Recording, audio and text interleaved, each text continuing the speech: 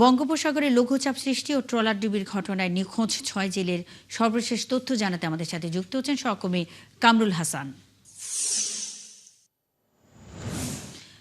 কামরুল, বর্তমানে সমুদ্র বন্দরের আশেপাশের পরিস্থিতি কেমন দেখছেন? নিখোঁজ ৬ জেলের ব্যাপারে সর্বশেষ কি তথ্য আছে আপনার কাছে?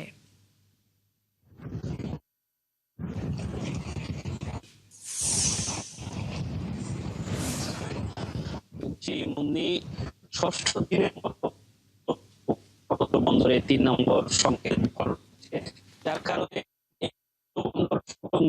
গভীর বঙ্গোপসাগর রয়েছে সেটি কিন্তু উত্তাল রয়েছে এবং আপনি জানেন সুস্পষ্ট লঘুচাপ অবস্থা কারণে কিন্তু সাগর এবং নদ ছোট ছোট ঢেউ আশ্রয় পড়ছে তীরে।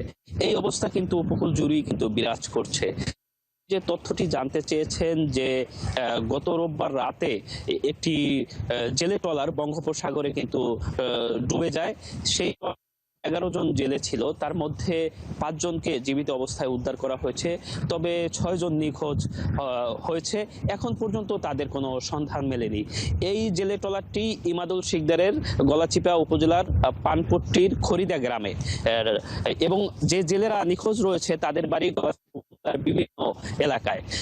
উপজেলা প্রশাসনের সঙ্গে কথা হয়েছে গলাচিপা রাঙ্গাবালি, তারা বলছেন যে আসলে উদ্ধার তৎপরতা চলছে, তবে কোস্টগার্ড পুলিশের সঙ্গে কথা হচ্ছে, তারা বলছেন যে আসলে এই বৈরী আবহাওয়ার মধ্যে উত্তর সাগরে গিয়ে অভিযান পরিচালনা করা অনেকটা কষ্টসাধ্য এবং অভিযান কার্যক্রম তাদের ব্যাহত হচ্ছে।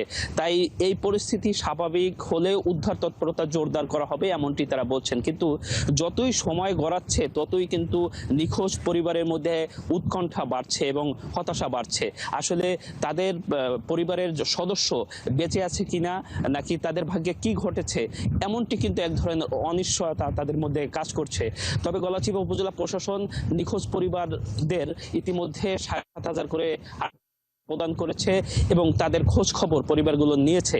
তবে পরিবারগুলোর দাবি, নিখোঁজ পরিবারদের দাবি যে আসলে এই খোঁজ খবরের চাইতে তাদের যে নিখোঁজ সদস্য রয়েছে তাদের উদ্ধারে তৎপরতা জোরদারের জন্য তারা দাবি জানিয়েছেন।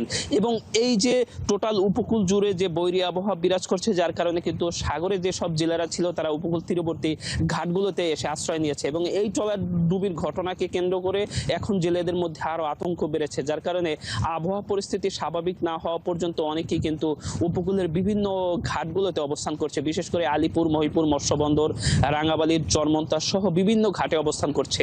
এছাড়া যদি আপনাকে আরো একটু তথ্য জানিয়ে রাখি যে আপনি জানেন রাঙ্গাবালি নদী এবং সাগর বেষ্টিত জনপদ, এই যে বৈরী আবহাওয়া নদী